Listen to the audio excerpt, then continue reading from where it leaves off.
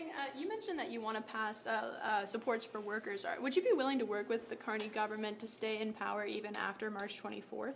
Well, what I've said is my priority right now is at a time of unprecedented unpredictability and threats to our very sovereignty, that given that seriousness, we need a protection in place for workers, and it's not there right now. Right now, only 40% of workers are covered by the current EI.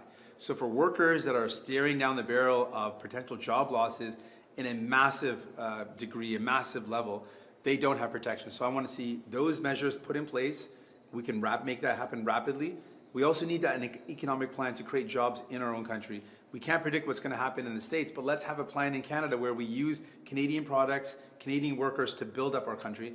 I want to see that plan passed first, and then an election afterwards. If it takes more time to get that plan, if it takes more time to get that plan in place, would you be open to cutting a deal with the Carney government to work through to get that plan after March? Well, yeah, it's going to take time to get that. If that pushes the election back a bit, that's fine. For me, the priority is to get this stuff done first, and then we go to an election. If it takes more time to put in place protections for workers, to put in place an economic plan to create jobs for workers, yeah, I'm prepared to have a bit more time to get that done for workers, and then we go to an election. Do you have a cutoff for how long you'd wait for an election? Would you wait indefinitely to pass this? No. This has to be done rapidly because people are right now losing their jobs. So there's a time crunch here.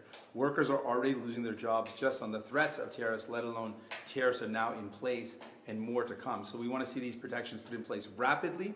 We want to see a plan put in place rapidly to create jobs in Canada, and then we can go to election.